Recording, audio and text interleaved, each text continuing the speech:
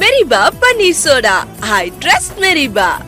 மல்லி மல்லி மல்லி மல்லி மல்லி. யாரெல்லாம் பார்த்துட்டு வந்திருக்க? எத்தனை ரவுடி, எத்தனை போலீஸ், எத்தனை ஐ ஆபீசர்ஸ் எல்லாரையும் பார்த்துட்டு வந்திருக்கேன். கேவலம் ஒரு வில்லேஜ் கேர்ள், ஒரு கண்ட்ரி கேர்ள், ஒரு கிராமத்துல 1ஆம் வகுப்புக்கு டீச்சர். அவ போய் என்ன ஃபூல் ஆக்கிட்டா? சுடர் ரிலாக்ஸ் ஆரு.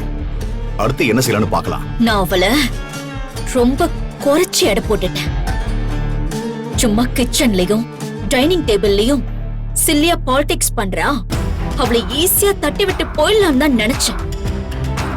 அவ இவ்ளோ பெரிய கிரிமினல் வேலை பண்ணுவான்னு நான் கொஞ்சம் கூட நினைச்சு பார்க்கல.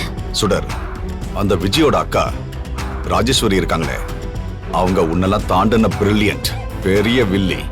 ஆனா அவங்களாலேயே அந்த மல்லிய ஒன்னும் பண்ண முடியல. நீ அவளை முன்னாடியே சரியா ஜட்ஜ் பண்ணிருக்கணும். நீ இன்னும் கொஞ்சம் கவனமா இருந்திருக்கணும். ஆட்டோல நான் அவ கூட வரும்போதே லேசா ஸ்மெல் பண்ண. அவ என்ன வழி மாத்தி கூட்டிட்டு போனது, சம்பந்தம் இல்லாம லஸ்ஸி வாங்கி கொடுத்தது, இது எல்லாமே கொஞ்சம் அன்யூஷுவலா தான் இருந்தது. ஆனா அவ போலீஸ் கொண்டு வந்து நிறுத்துவான்னு நான் கொஞ்சம் கூட நினைச்சு பார்க்கல. அந்த இன்ஸ்பெக்டர் என்ன நேர்ல பார்த்து நீ சுடர் தானேன்னு கேட்டப்போ நான் எப்படி ஆடி போயிட்டேன் தெரியுமா? என் ரெக்கார்ட்ஸ் அந்த இன்ஸ்பெக்டர் மொபைலே வச்சிருக்கான். அந்த மல்லி எனக்கு மரண பயத்தை காமிச்சிட்டா ரகு. அவளை நான் சும்மாவே விடக்கூடாது, சும்மாவும் விட மாட்டேன். இனி அந்த விஜய் கிடைக்க வாய்ப்பில்லை. அதே நேரத்துல அவளுக்கும் கிடைக்க கூடாது, கிடைக்கவும் விட மாட்டேன். அவளும் அந்த வாழ்க்கையில இருக்க கூடாது.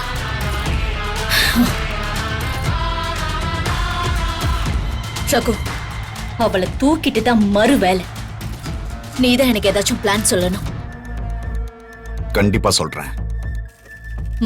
ரகு, நீ எனக்கு கொடுக்கிற 50% ஷேர்ல 10 லட்சம் ரூபாவை எடுத்துக்கோ. அவளை எப்படியாச்சும் தூக்கிட்டு வந்து என் முன்னாடி காட்டிட. அவளை என் கையாளி அவளை கழுத்தை நெரிச்சு கொள்ளணும். அப்பதான் எனக்கு கோவம்லாம் அடங்கும். கண்டிப்பா பண்ணிடலாம் சுடர். நீ கூலா இரு. உனக்கு பிரியாணி ஆர்டர் பண்ணிருக்கேன். சாப்பிட்டுட்டு நல்லா ரெஸ்ட் எடு. அடுத்து என்ன பண்ணலாம்னு பார்க்கலாம். ரகு, எனக்கு அந்த பணத்தை ரெடி பண்ணிட. அதை டிலே பண்ணிடாத. கொஞ்ச நாளைக்கு வேற எங்கேயாவது ஸ்டேட் போலான் இருக்கேன். கண்டிப்பா சுடர், டிலே பண்ண மாட்டேன். நீ போய் ரெஸ்ட் எடு.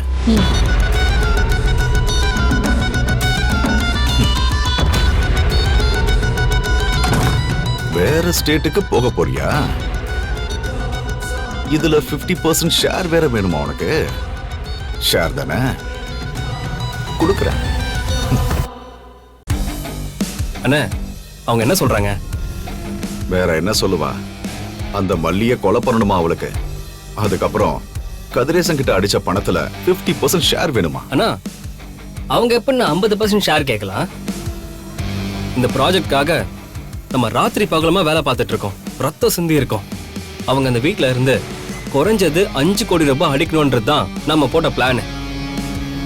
கவனமா இல்லாம எல்லாத்தையும் சொதப்பிட்டு வந்துட்டு 50% ஷேர் கேக்குறாங்களா? எனக்கு அப்படியே காண்டாகுதுண்ணா. டேய், அவ கேட்டா நாம கொடுத்துருவோமா? ஆனா நீங்க கொடுத்துடலான்னு சொன்னீங்களேண்ணா. இங்க பாரு, அந்த சுடர் இருக்கால, ரொம்ப டேஞ்சர். இவ அவளை ஹேண்டில் பண்றது அவ்வளோ ஈஸி இல்ல. யாருக்கு வேணாலும் எப்ப வேணாலும் துரோகம் பண்ணலாம்னு நினைப்பா. யார வேணாலும் கழுத்தை நெரிக்கலான்னு முடிவு பண்ணுவா. அதனால அவளை ஜாக்கிரதையா தான் நாம ஹேண்டில் பண்ணணும். இப்ப என்ன செய்ய போறோம்னா, அவ கேட்கிற ஷேரை கொடுக்கறதுக்கு நான் என்ன பிளடி ஃபூலா? அதுக்கு பதிலா அவளுக்கு நான் வேற ஒரு ஷேர் வச்சிருக்கேன்.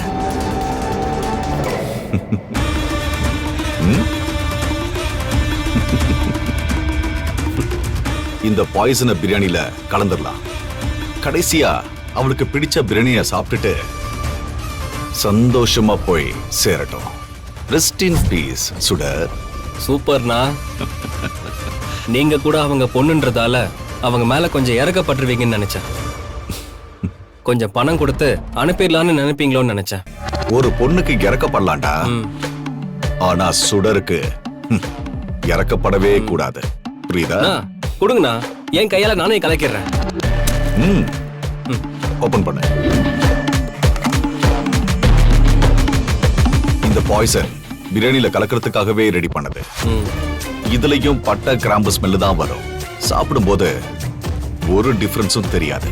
நான் உங்க பிரில்லியன்ஸ் வேற யாருக்குமே வராதுண்ணா. கொடுங்கண்ணா.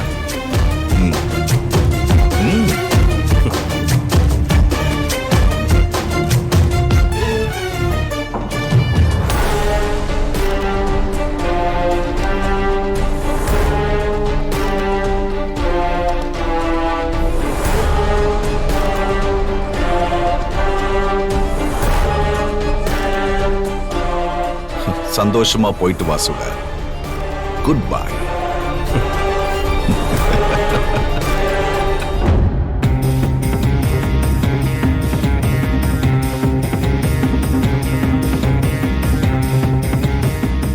ஏமா எங்கேயும் போகலையா? என்ன யோசிச்சுட்டு இருக்க? ஹாஸ்பிட்டல் போயிட்டு வந்துட்டா ரேணு கூப்பிடுறேன்னு சொன்னா அவளை ஷாப்பிங் கூட்டு போகணும்பா. ஏமா அதான் மல்லி ரேணுகாவும் போயிருக்காங்கல்ல, அவங்க அப்படியே போயிட்டு வந்துருவாங்க. அவங்கள அவங்க போக்குல விடுமா.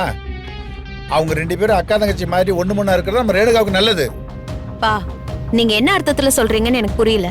ஏமா நீ சின்ன பொண்ணு, எல்லாத்தையும் அவங்ககிட்ட சொல்ல முடியாதுமா.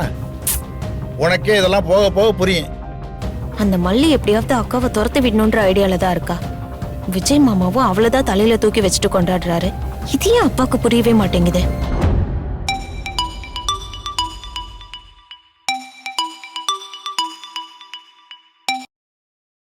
மல்லி சொல்லுமா, வீட்டுக்கு வந்துட்டீங்களா?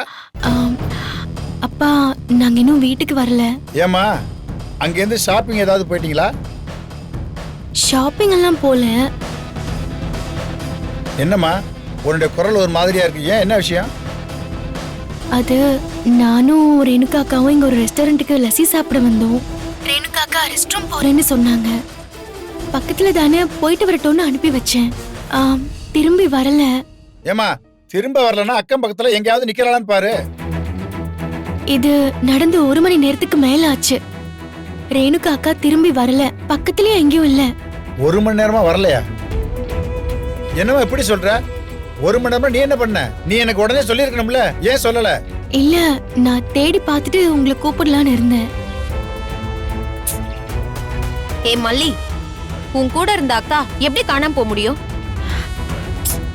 நிஷா, ரேணுகா அக்கா ரெஸ்ட் ரூம் போறேன்னு சொன்னா நான் அனுப்பாம இருக்க முடியுமா? அவங்களுக்கு தான் மனநல முடியலன்னு எல்லாருக்கும் தெரியும்ல. அதுக்கு தானே உன்னை கூட அனுப்புறது.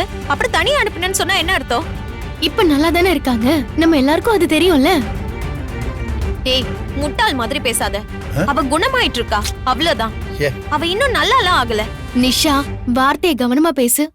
நான் அவங்கள நல்லா தான் பாத்துட்டு இருந்தேன். அப்படி இருந்து அவங்க காணாம போயிட்டாங்க. அது எப்படி மல்லி? நீ அக்கா கூட இருக்கும்போது மட்டும் அவளுக்கு இப்படி ஆகுது? யோசிச்சு பாரு. என் அக்காக்கு நடந்த எல்லா கெட்டதும் நீ மட்டும் கூட இருக்கும்போது தான் நடந்தது. அப்படியெல்லாம் இல்ல நிஷா, இதெல்லாம் பொதுவா சொல்லாத. சரி, நீ எதுக்கு அவளை ரெஸ்டாரண்ட் கூட்டிட்டு போன? அது ரேணுகா அக்காக்கு லஸ்ஸி பிடிக்கும்னு விஜய் சொல்லியிருந்தாரு. அதான் அவங்கள கூட்டிட்டு போய் லஸ்ஸி வாங்கி கொடுக்கலான்னு போனேன். ஏய் சுத்த பொய். அவளுக்கு லஸ்ஸி பிடிக்கவே பிடிக்காது. நீ எங்ககிட்ட எதையும் மறைக்கிற. ஆ, நான் எதுக்கு மறைக்கணும்? நான் எதையுமே மறைக்கல. இங்க குடுமா குடுமா.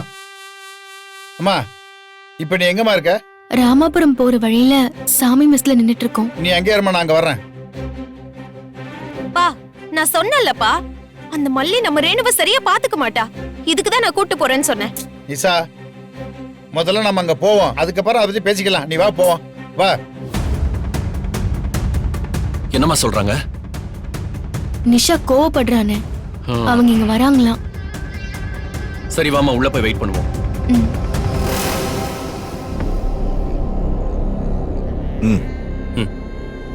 சுடர், are you feeling better now? No, I am not fine. ஏதோ நீ சொன்னதுக்காக நான் சும்மா உட்கார்ந்திருக்கேன். எனக்கு உடனே எங்கேயாச்சும் கிளம்பி போயிடலாம் போல இருக்கு. எங்க அந்த இன்ஸ்பெக்டர் என்னை தேடி வந்துருவாங்களோன்னு பயமா இருக்கு ரகு. அந்த இன்ஸ்பெக்டரா? இந்த இடத்துக்கா? நீ முதல்ல சாப்பிடு, அப்பதான் உன்னோட பயம் எல்லாம் போகும்.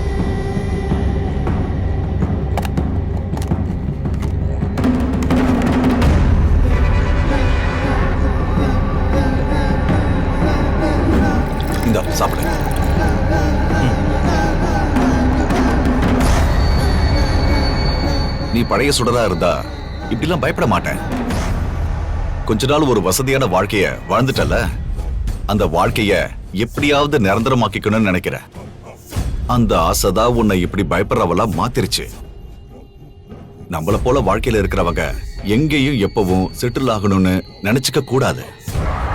ஓடிக்கிட்டே இருக்கணும் சுடர். நோ ரகு, என்னால இதுக்கு மேல ஓட முடியாது. 8 வயசுல இருந்து நான் ஓடிக்கிட்டே இருக்கேன். ஏதாச்சும் 2 கால் என்ன துரத்திக்கிட்டே இருக்க. இல்ல ரகு, இதுக்கு மேல என்னால ஓட முடியாது. இந்த வீடியோ உங்களுக்கு பிடிச்சிருந்தா லைக் பண்ணுங்க, ஷேர் பண்ணுங்க, காமெண்ட் பண்ணுங்க. மறக்காம சரிகமா டிவி ஷோஸ் தமிழுக்கு சப்ஸ்கிரைப் பண்ணுங்க.